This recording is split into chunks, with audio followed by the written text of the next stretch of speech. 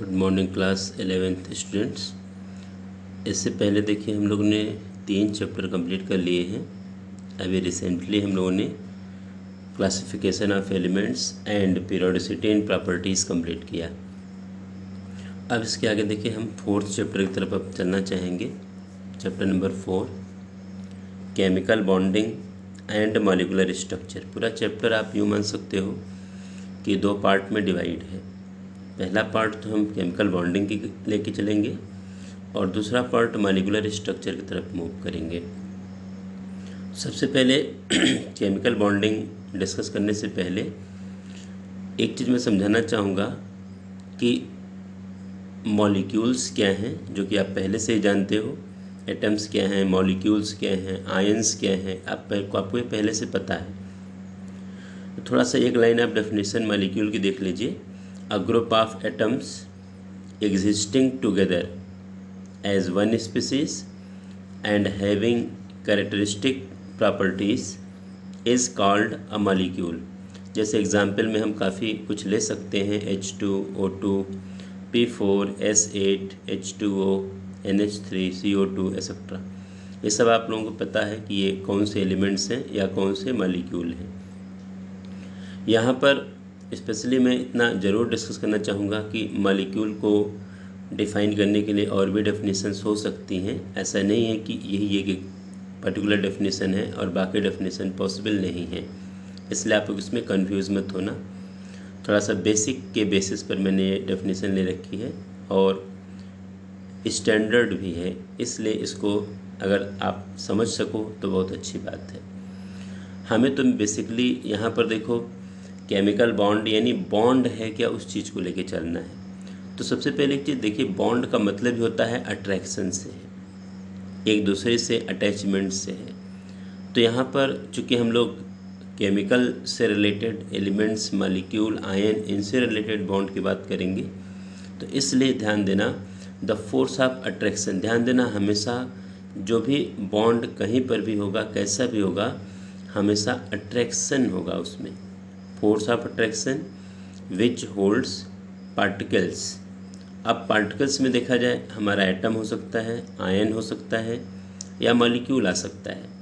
All together is called a chemical bond. अगर आपसे कोई क्वेश्चन कर दे कि व्हाट इज़ केमिकल बॉन्ड, जैसा कि चैप्टर का नाम ही है chemical bonding and molecular structure, तो आप केमिकल बॉन्ड के लिए ये डेफिनेशन एकदम एग्जैक्ट है, छोटी सी है, आसानी से समझी जा सकती है और बताई जा सकती है।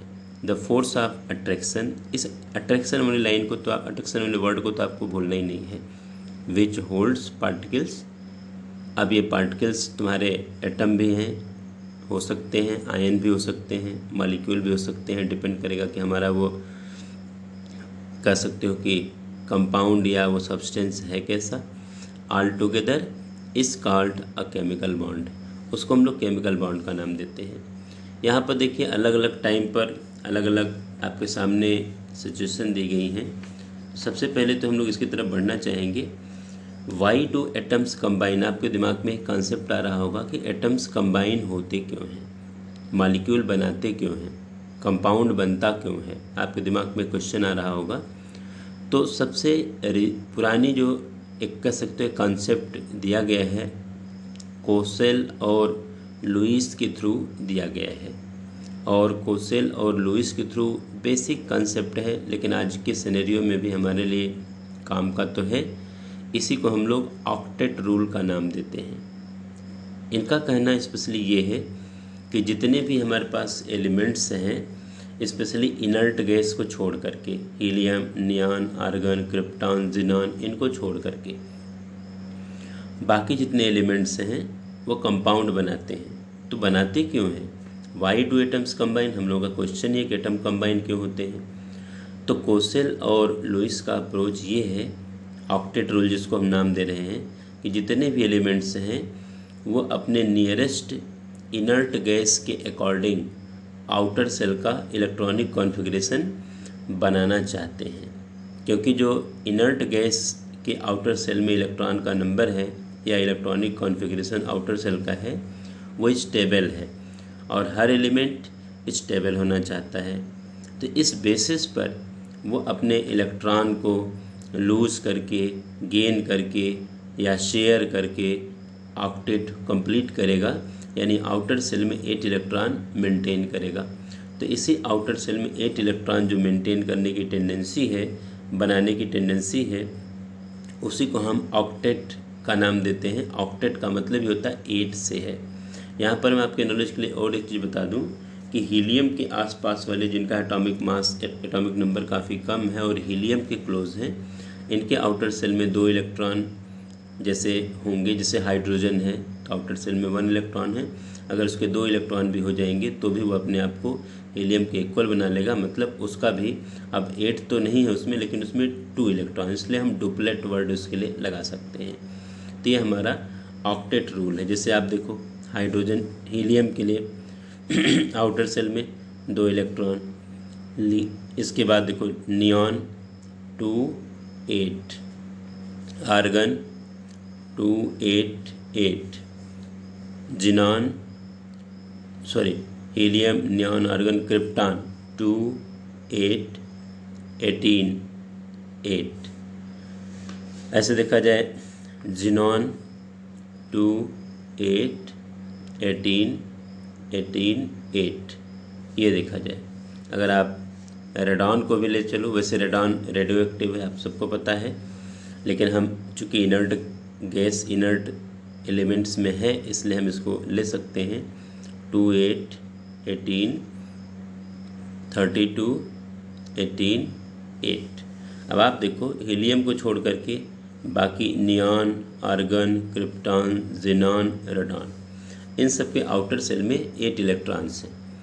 अब अभी जो मैंने ये सेल वाइज कॉन्फ़िगरेशन किया है, अगर आपको इसमें दिक्कत आए तो आप SPDF से, आप बाउ रूल से इलेक्ट्रॉनिक कॉन्फ़िगरेशन करके ऐसे सेल वाइज एलिमेंट इलेक्ट्रॉन को आप कर सकते हो, कलेक्ट कर लेना। गलती मत करना, पर्पज़ यही है कि आपको वो चीज़ प्रॉपर आए और जिससे कि आप कभी मिस्टेक ना करो, इस तरह से सिखाया जाए। तो आपको अगर जैसे बड़े एलिमेंट्स में अगर 2 8 18 इस तरह से करने में दिक्कत आए तो आप बाउ रूल से 1s2 2s2 2p6 इस ऑर्डर में आप इलेक्ट्रॉन को फिल करके एटॉमिक नंबर के अकॉर्डिंग कर लेना और ऐसे सेल वाइज इनको फिर कलेक्ट कर सकते हो, जैसा कि एटॉमिक स्ट्रक्चर में मैं पहले आपको बता चुका हूँ। तो इसका कहने का मतलब कि इसी को हम ऑक्टेट का नाम देते हैं। जैसे देखा जाए आपके सामने ही, हमारे सामने आ रहा है, the atoms of different elements combine with each other in order to complete their octet. Octet का मतलब क्या हुआ, वही फिर की बात कहूँगा, 8 electrons in their outer most shell to attain stable nearest, ध्यान देना, nearest noble gas configuration are known as octet rule.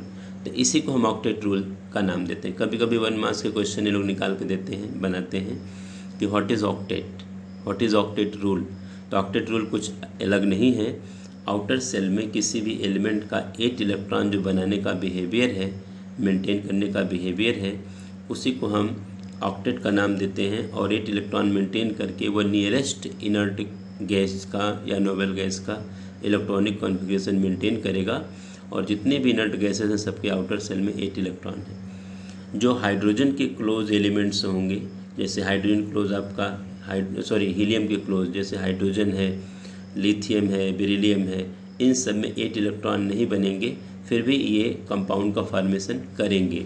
तो बातें डिस्कशन होंगी आगे, एक्सेप्शन लेकर के या किसी तरह से हम इसको डिस्कस करेंगे, लेकिन अभी हम लोग एक बेसिक जनरल बातें कर रहे हैं, इसलिए आप लोग इसको थोड़ा ध्यान से समझिएगा। तो हमें लगता है आपके दिमाग में इतना कॉन्सेप्ट तो आ ही गया होगा कि व्हाई डू एटम्स कंबाइन, मतलब एटम कंबाइन क्यों होते हैं, क्या करोगे, टू कंप्लीट इट्स ऑक्टेट या टू कंप्लीट आउटर मोस्ट, यानी to complete 8 electron in outer most shell जो नियरेस्ट इनर्ट गैस के अकॉर्डिंग है। तो उसको 8 इलेक्ट्रॉन बनाने की जो उनकी टेंडेंसी है, इसी को हम ऑक्टेट का नाम देते हैं।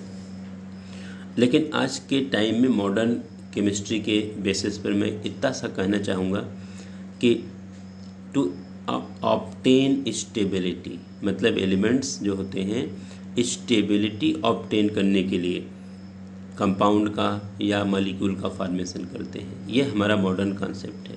क्योंकि जितने एलिमेंट हैं वो अनस्टेबल हैं, एनर्जी वाइज उनकी एनर्जी ज़्यादा है।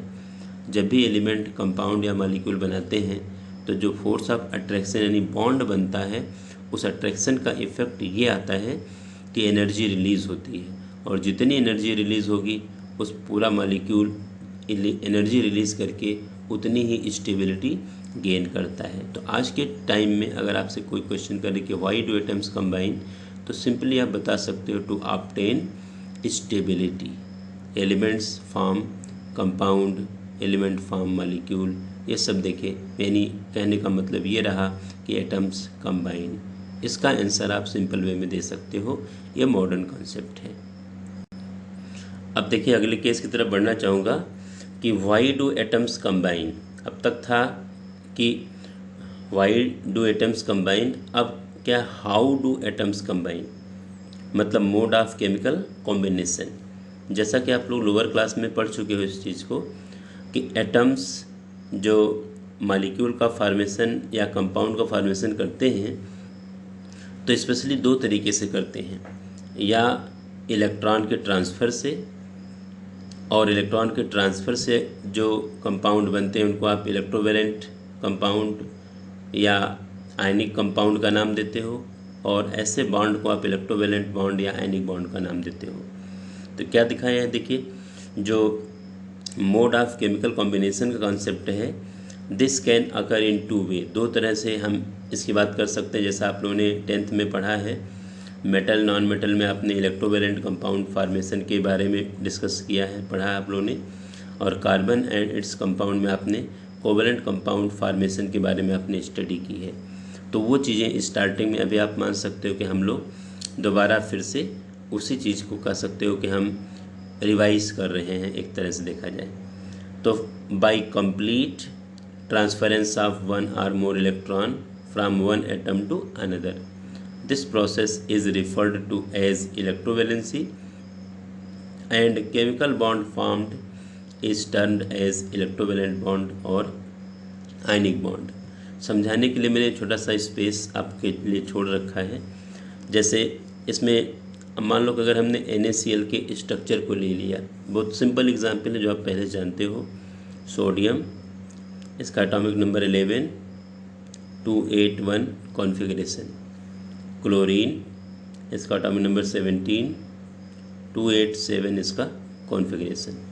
अब आपको सबको पता है कि सोडियम के नज़दीक में जो इनर्ट गैस है ये नियॉन है, इसका कॉन्फ़िगरेशन देखो 28 है, और क्लोरीन के नज़दीक में देखो आर्गन है 288। तो सोडियम नियॉन जैसा बनना चाहेगा तो ये इसके आउटर सेल में जो 1 इलेक्ट्रॉन है इसको ये लूज़ कर देगा। तो अगर ये इलेक्ट्रॉन लूज़ हो गया तो ये सेल आउटर हो जाएगी, और क्लोरीन आर्गन जैसा बनना चाहेगा तो एक इलेक्ट्रॉन इसका एक्सेप्ट करके देखा जाए Cl- में चेंज हो जाएगा, और आर्गन जैसी इलेक्ट्रॉनिक कॉन्फ़िगरेशन ऑप्ट कर लेगा। तो कहने का मतलब इसको दिखाने के लिए हम लोग ऐसे दिखाते हैं। आउटर सेल के इलेक्ट्रॉन को देखो लुईस डॉट सिंबल, जो आपको आगे डिस्कस किया जाएगा, ऐसे हम लोग एलिमेंट्स को दिखाते हैं। साथ में क्लोरीन, इसके पास 7 इलेक्ट्रॉन आउटर सेल में है, तो ऐसे देखो हमने 7 क्रॉस कर दिए, और ये इलेक्ट्रॉन देखो मैंने यहाँ ट्रांसफ़र करा दिए। तो अब Na ने इलेक्ट्रॉन लूज़ करके पॉजिटिव चार्ज गेन कर लिया, और क्लोरीन ने एक्सेप्ट करके नेगेटिव चार्ज गेन कर लिया, और इस बीच में देखिए फोर्स ऑफ अट्रैक्शन डेवलप हो गया। यही जो फोर्स ऑफ अट्रैक्शन है यही इलेक्ट्रोवैलेंट बॉन्ड या आयनिक बॉन्ड है। तो एक तो देखा जाए हाउ डू एटम्स कंबाइन में पहला तरीका ये है कि एक एलिमेंट्स अपना इलेक्ट्रॉन लूज़ करेगा और दूसरा उसको एक्सेप्ट करेगा। ज़्यादातर केस में इस टाइप के जो कंपाउंड बनते हैं, एक एलिमेंट मेटल होता है, दूसरा नॉन मेटल होता है, एक हाईली इलेक्ट्रोपॉजिटिव होता है, दूसरा हाईली इलेक्ट्रोनेगेटिव होता है, तब जा कर के आयनिक कंपाउंड या आयनिक बॉन्ड का फॉर्मेशन होता है।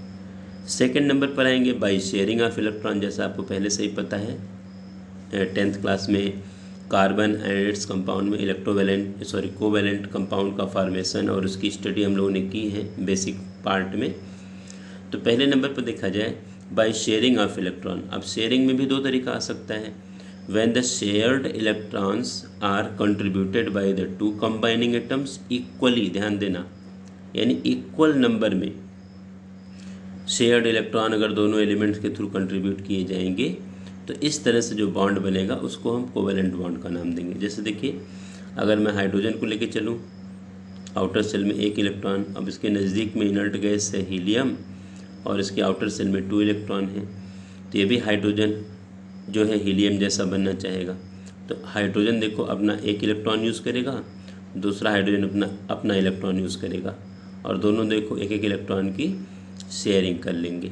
अब यहाँ पर इलेक्ट्रॉन की शेयरिंग तो हुई लेकिन दोनों हाइड्रोजन के थ्रू हुई और इक्वल नंबर में हुई। तो ऐसे शेयरिंग में हम देखा जाए जो फोर्स ऑफ अट्रैक्शन डेवलप होगा या बॉन्ड बनेगा उसी को हम कोवेलेंट बॉन्ड का नाम देंगे। और भी आप एग्जाम्पल हाइड्रोजन, ऑक्सीजन, नाइट्रोजन काफ़ी ले सकते हो, क्योंकि ये आगे स्टडी हम इलेक्ट्रोवेलेंट कंपाउंड, कोवेलेंट कंपाउंड इनकी डिटेल में स्टडी करेंगे। यहाँ पर तो मैं केवल बेसिक वे में समझाना चाह रहा हूँ।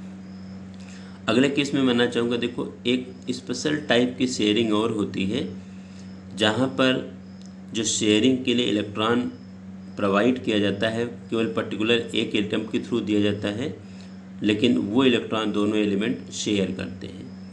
तो वो एक सेकंड कह सकते हो कि ये स्पेशल टाइप का कोवेलेंट बॉन्ड है जो कि हमें स्टडी करना है, क्योंकि इसकी ज़रूरत हमें पड़ेगी। When these electrons are contributed entirely by one of the atom but shared by both, the bond formed is known as coordinate bond. ध्यान देना, कोऑर्डिनेट बॉन्ड या इसी को डेटिव बॉन्ड का नाम देते हैं। ये स्पेशल टाइप का कोवेलेंट बॉन्ड है। एग्जाम्पल के लिए बड़ा सिंपल सा एग्जाम्पल हम लेना चाहेंगे। जैसे देखिए, अगर हम H2O प्लस H प्लस लगा दें तो आपको सबको पता है कि हाइड्रोनियम आयन बनता है, H3O प्लस बनता है। अब ज़रा इसके सिचुएशन को देखिए, H2O के स्ट्रक्चर को देखिए। ऑक्सीजन के आउटर सेल में 6 इलेक्ट्रॉन हैं और साथ में हाइड्रोजन आउटर सेल में 1 इलेक्ट्रॉन है। दोनों ने देखो 1-1 इलेक्ट्रॉन की शेयरिंग कर ली और H2O का फॉर्मेशन कर लिया। जैसा कि H2O का स्ट्रक्चर और ये सब आपको पहले से ही पता है। ये देखो H2O का स्ट्रक्चर हम लोगों ने बना लिया, लेकिन अब H2O ने H प्लस जो एक्सेप्ट किया, तो H प्लस की ज़रा कंडीशन देखिए जाए। हाइड्रोजन के पास 1 इलेक्ट्रॉन था, वो भी लूज हो चुका है, मतलब हाइड्रोजन के पास कोई इलेक्ट्रॉन है नहीं। तो जो ऑक्सीजन है जिसके पास देखो ये पहले से ही एक जो इलेक्ट्रॉन का पेयर ये दिख रहा है, दूसरा देखो ये इलेक्ट्रॉन का पेयर दिख रहा है, इसी को हम लोन पेयर का नाम देते हैं। ध्यान देना, ये पेयर जो बना है बॉन्डिंग के थ्रू बना, इसलिए बॉन्ड पेयर है, और ये दोनों लोन पेयर हैं क्योंकि ये दोनों नॉन बॉन्डिंग वाले हैं और ऑक्सीजन के खुद के अपने हैं, इसलिए जो इसके खुद के पेयर हैं इसको लोन पेयर, और जो बॉन्डिंग के थ्रू डेवलप हुए हैं वो बॉन्ड पेयर। तो जो H प्लस यहाँ पर क्रिएट होगा, H प्लस आके इससे जुड़ेगा, तो ये H प्लस देखो इस 2 इलेक्ट्रॉन की शेयरिंग करेगा। ध्यान देना इसको ऐसे। तो अब इस केस में दोनों इलेक्ट्रॉन देने का काम ऑक्सीजन ने किया, लेकिन शेयरिंग ऑक्सीजन और हाइड्रोजन दोनों कर रहे हैं। तो ये वाला जो बॉन्ड बन रहा है ये स्पेशली कोऑर्डिनेट बॉन्ड या डेटिव बॉन्ड है, चूँकि इससे होगा क्या कि पूरे हमारे इस H2O पर H3O बनने के बाद चार्ज क्रिएट हो जाएगा। तो ऐसे हम लोग ब्रैकेट लगा करके ऐसे प्लस चार्ज शो कर देते हैं। तो ये सिचुएशन हमारे सामने देखो स्पेशली आती है। बहुत सिंपल वे में इसको हमें समझना है, जानना है। हमारे कहने का सिंपल मतलब ये।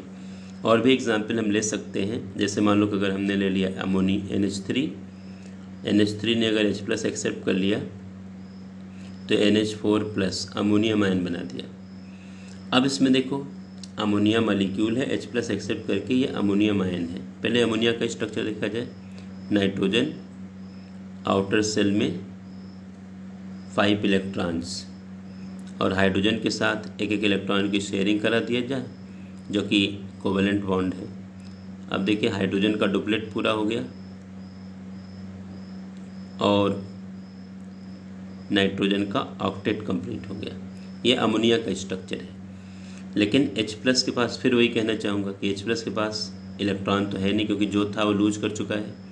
तो ये जो इलेक्ट्रॉन का पेयर है नाइट्रोजन के पास, जो लोन पेयर है, ये सब तो 3-3 बॉन्ड पेयर है क्योंकि बॉन्डिंग से पेयर बना है, और ये इसका खुद का पेयर है, ये लोन पेयर है। यही वाला इलेक्ट्रॉन, ये जो H+ है, ये शेयरिंग के लिए यूज़ करेगा।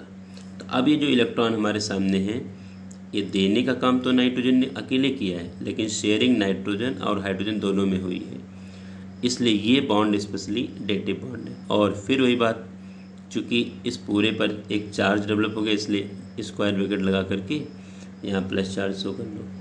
तो ये तो सिंपल सी कंडीशन है कि हाउ डू एटम्स कंबाइन, मतलब 3 तरीके से एटम का कॉम्बिनेशन हो सकता है। इसलिए हम 2 ही तरीका लेके चलते हैं, एक तो इलेक्ट्रोवैलेंट बॉन्ड या आयनिक बॉन्ड जो इलेक्ट्रॉन के कंप्लीट ट्रांसफ़र से होता है, जो मेटल नॉन मेटल में होता है, metal strongly electropositive, non metal strongly electronegative, उनके बीच में सिचुएशन आती है। या इलेक्ट्रॉन की शेयरिंग से, ज़्यादातर जो शेयरिंग होती है ये नॉन मेटल के बीच में होती है, कहीं कहीं शेयरिंग मेटल नॉन मेटल के बीच में भी होगी, लेकिन मेटल हमारा लेस इलेक्ट्रोपॉजिटिव होना चाहिए, उस केस में कोवेलेंट बॉन्ड बनेगा। और ये स्पेशल टाइप का कोवेलेंट है जिसको हम डेटिव बॉन्ड या कोऑर्डिनेट बॉन्ड का नाम दे रहे हैं, जहाँ पर शेयरिंग के लिए दोनों इलेक्ट्रॉन एक ही एलिमेंट देगा, लेकिन शेयरिंग दोनों मिलके करेंगे। तो इस सिचुएशन को थोड़ा आप लोग ध्यान से समझना कि हाउ डू एटम्स कंबाइन, इतनी सी बात हमें समझनी है, जाननी है। इस वीडियो में इतना ही मैं आपको सामने रखना चाह रहा हूँ, क्योंकि वीडियो बड़े बनाने से भी हम लोगों का नुकसान ये होता है कि उसको आप लोग ध्यान से देखते नहीं हो और दूसरी प्रॉब्लम्स और आती हैं। इसलिए इसके आगे के जो कॉन्सेप्ट हैं वो अगले वीडियो में कवर होंगे। Thank you.